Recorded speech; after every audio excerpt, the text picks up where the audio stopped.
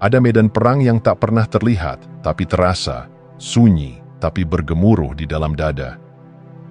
Di sanalah kita berdiri setiap hari, di antara dua kutub, keinginan pribadi yang mendesak dan kehendak semesta yang kadang hanya berbisik. Kita bangun pagi dengan daftar target, ambisi, dan langkah-langkah strategis, tapi jauh di dalam ada ruang kosong yang tak bisa diisi hanya dengan pencapaian. Kita hidup dalam budaya yang mengagungkan hasrat pribadi. Kejar mimpimu, katanya, tapi tak pernah diajarkan cara mendengarkan alam semesta. Tidak semua yang kita inginkan layak dikejar. Tidak semua jalan yang kita tempuh berarti sesuai dengan arah yang lebih besar dari diri kita sendiri. Kita jarang bertanya, apakah ini yang benar atau hanya yang aku inginkan? Di balik produktivitas, kadang ada pelarian. Di balik pencapaian, kadang ada kegelisahan yang terbungkam. Perang batin ini sering tak punya pemenang, hanya kelelahan. Kita mencoba membungkam suara halus intuisi karena takut mendengar bahwa kita salah arah. Namun, konflik ini bukan musuh. Ia adalah undangan. Undangan untuk berhenti sejenak, untuk mendengarkan lebih dalam. Mungkin kehendak semesta tidak selalu datang dalam kilatan cahaya atau momen dramatis. Ia datang seperti desir angin yang lembut, terasa hanya oleh mereka yang cukup tenang untuk merasakannya. Perjalanan ini bukan tentang membunuh keinginan, tapi memurnikannya, bukan tentang menyerah pada nasib, tapi menyelaraskan kehendak. Ketika keinginan pribadi mulai berdialog dengan kehendak semesta, disitulah lahir kekuatan yang tak bisa ditiru oleh ambisi kosong. Perang sunyi ini akan terus ada, tapi kini kita bisa memilih untuk tidak terus-menerus berperang. Kita bisa mulai mendengar, bukan hanya mendesak. Karena kadang yang kita kira kekalahan justru adalah pintu pembebasan.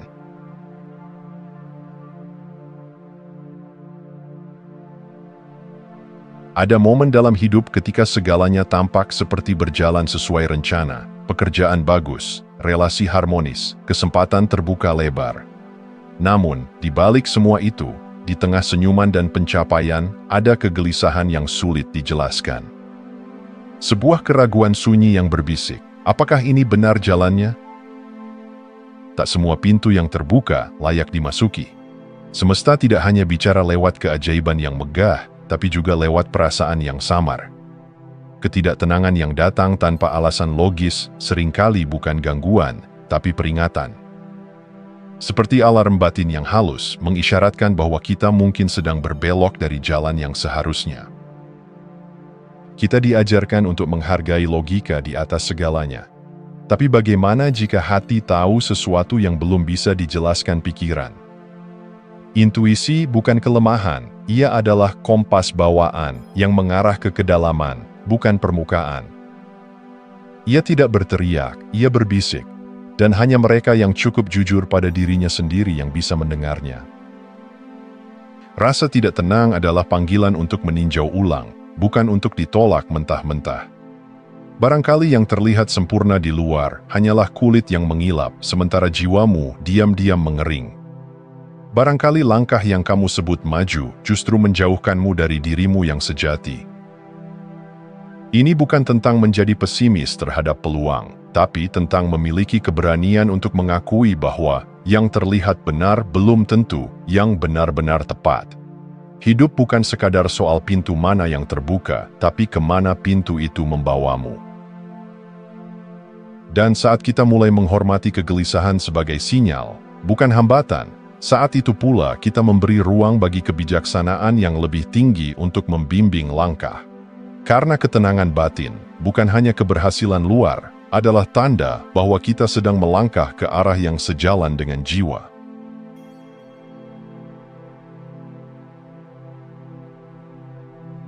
Ada jenis doa yang tidak meminta dunia tunduk pada keinginan kita, melainkan membimbing hati kita untuk tunduk pada kebijaksanaan yang lebih tinggi. Bukan doa yang berisi daftar permintaan, tapi doa yang menggetarkan jiwa karena satu kalimat sederhana, selaraskan keinginanku dengan kehendakmu. Kalimat itu terdengar tenang, tapi penuh keberanian. Karena siapapun yang benar-benar mengucapkannya tahu bahwa ini adalah doa yang bisa mengubah segalanya, terutama diri kita sendiri. Doa ini tidak menjanjikan kenyamanan, Ia bisa membuat kita kehilangan arah yang kita anggap sudah benar. Ia bisa mematahkan rencana yang telah kita bangun dengan susah payah. Tapi justru disitulah letak keindahannya. Ia adalah bentuk penyerahan, bukan karena kita lemah, tapi karena kita sadar ada hal-hal yang tak bisa dijangkau oleh logika dan hanya bisa dimengerti lewat kepercayaan. Menyerahkan keinginan bukan berarti berhenti bermimpi, bukan berarti hidup pasrah tanpa arah. Justru sebaliknya, ini tentang memperdalam arah. Ini tentang mengizinkan semesta menyaring mana yang benar-benar murni dan mana yang hanya keinginan ego yang menyamar sebagai kebaikan. Penyerahan bukan kekalahan, ia adalah bentuk tertinggi dari keberanian. Berani untuk tidak memaksakan, berani untuk menunggu, berani untuk membuka tangan dan berkata, kalau memang bukan ini yang terbaik, ambillah. Kalau memang bukan ini jalannya, tunjukkan aku arah lain. Dan anehnya, ketika kita benar-benar berani mendoakan itu, yang terjadi bukan kehilangan, tapi kelegaan. Karena kita berhenti membawa beban yang bukan milik kita. Kita berhenti memaksa takdir mengikuti peta yang kita gambar sendiri.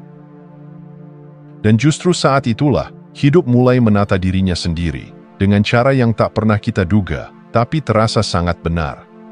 Inilah doa yang mengubah segalanya, bukan karena semesta berubah, tapi karena kita yang berubah dalam cara kita berjalan bersamanya.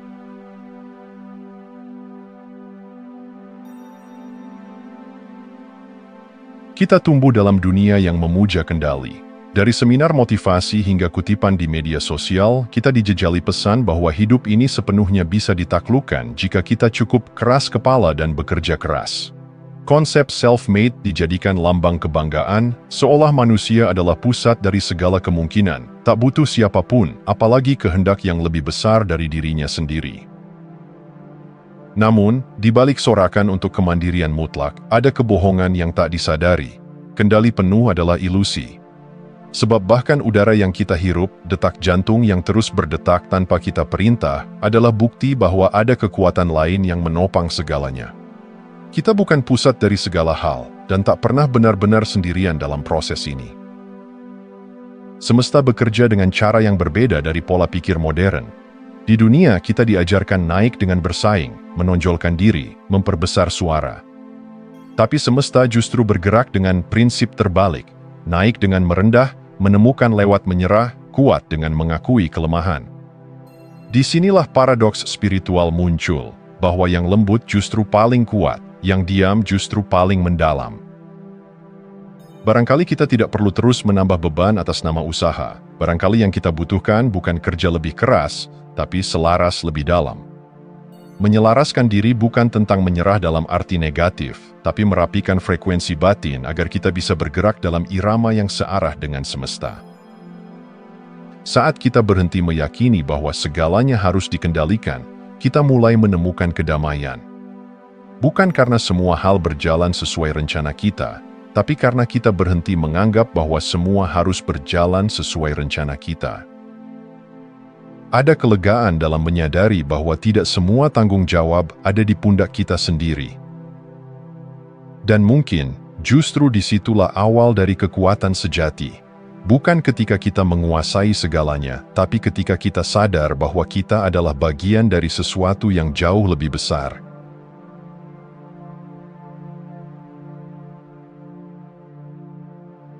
Bagaimana jika apa yang selama ini kamu doakan dengan sungguh-sungguh justru tidak dikabulkan? Bagaimana jika impian yang kamu rawat bertahun-tahun justru tertutup jalannya? Dalam keheningan itu, di antara kecewa dan harap, muncul pertanyaan yang menggugah. Apakah ini penolakan atau perlindungan? Sulit untuk tidak patah ketika harapan kandas. Tapi semakin dalam kita menelaah, semakin terlihat bahwa tidak semua tidak adalah hukuman. Ada penolakan yang menyelamatkan, ada penundaan yang mendewasakan, dan ada kehilangan yang justru menyucikan hati dari keinginan-keinginan yang tidak murni. Cinta sejati kepada semesta, kepada Tuhan, bukan hanya soal bersyukur saat diberi, tapi juga percaya saat ditolak. Inilah bentuk tertinggi dari iman, bukan percaya saat semua berjalan sesuai keinginan, tapi percaya justru saat keinginan itu tidak diberi. Dan ini bukan soal mengubur harapan, tapi memurnikannya. Ketika keinginanmu ditolak, kamu diberi kesempatan untuk bertanya ulang. Apakah ini benar-benar yang aku butuhkan, atau hanya sesuatu yang aku pikir akan membuatku bahagia? Ada yang tak pernah kita lihat dari sisi kita yang terbatas. Kita tidak tahu masa depan, kita tidak tahu apa yang terjadi setelah pintu itu dibuka. Tapi semesta tahu, dan dalam banyak hal, tidaknya adalah bentuk kasih paling jujur, karena itu menyelamatkan kita dari jalan yang akan melukai, bukan membentuk. Mungkin kamu belum melihatnya sekarang, tapi satu hari nanti, saat kamu menoleh ke belakang, kamu akan bersyukur atas semua doa yang tidak dikabulkan. Karena ternyata, bukan itu yang kamu butuhkan, dan yang kamu dapatkan, meski awalnya terasa pahit, adalah jalan menuju dirimu yang lebih utuh. Jadi, jika keinginanmu ditolak, jangan buru-buru kecewa. Barangkali semesta sedang berkata, ada sesuatu yang lebih baik, tapi kamu harus berani melepaskan dulu.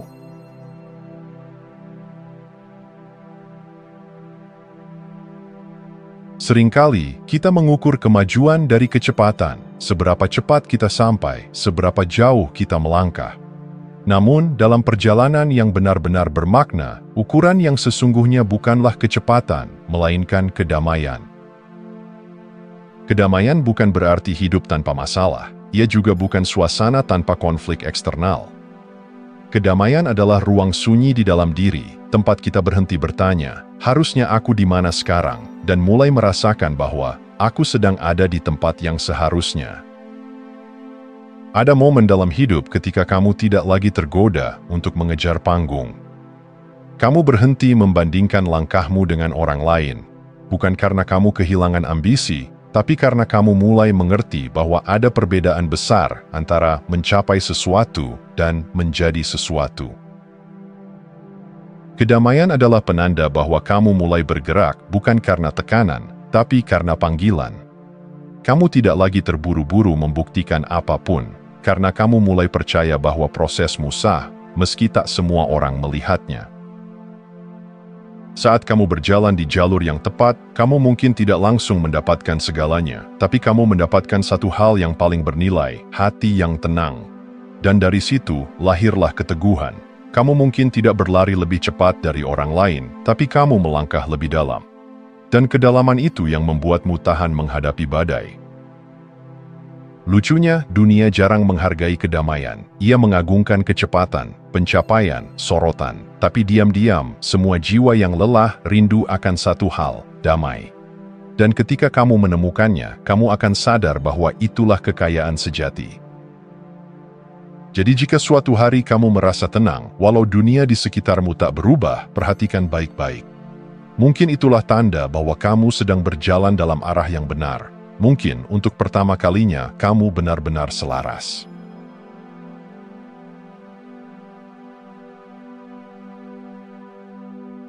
Ada perbedaan besar antara keinginan dan arah. Keinginan bisa datang dari luka, ego, atau dorongan sesaat, tapi arah, ia muncul dari kedalaman jiwa, dari tempat sunyi yang terhubung dengan sesuatu yang lebih besar dari dirimu. Dalam hidup, kita sering memulai dengan impian pribadi, dan itu wajar. Tapi di titik tertentu, kita akan diajak melampaui itu menuju tujuan semesta. Menyelaraskan diri bukan berarti membuang semua mimpi, tapi itu tentang memurnikannya. Ini tentang membuka ruang di dalam diri agar kita bisa mendengar bukan hanya suara ambisi, tapi bisikan arah yang lebih tinggi. Kadang, impian itu tetap sama, tapi niat dan caranya berubah, dan perubahan kecil itulah yang mengubah segalanya. Saat kamu mulai selaras, kamu tak lagi merasa harus terburu-buru, karena kamu sadar bahwa hidup bukan tentang siapa yang tercepat, tapi siapa yang paling tepat. Kamu mulai melihat bahwa jalan memutar pun terasa masuk akal, selama kamu tahu bahwa kamu sedang mengarah ke tempat yang benar. Kamu berhenti panik saat segala sesuatunya tak berjalan sesuai rencana, karena kamu tahu bahwa bahkan keterlambatan pun bisa menjadi bagian dari penyesuaian semesta. Yang menarik, ketika kamu benar-benar menyelaraskan diri, hidup tidak selalu menjadi lebih mudah, tapi menjadi lebih bermakna.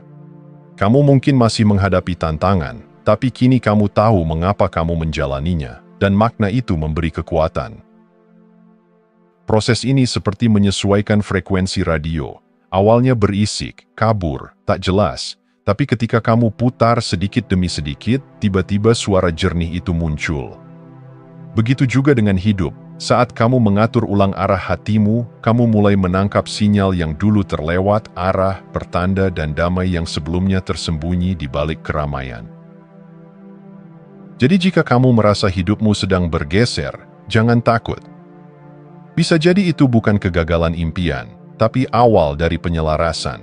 Dan dalam penyelarasan itulah, kamu akhirnya akan merasa benar-benar hidup.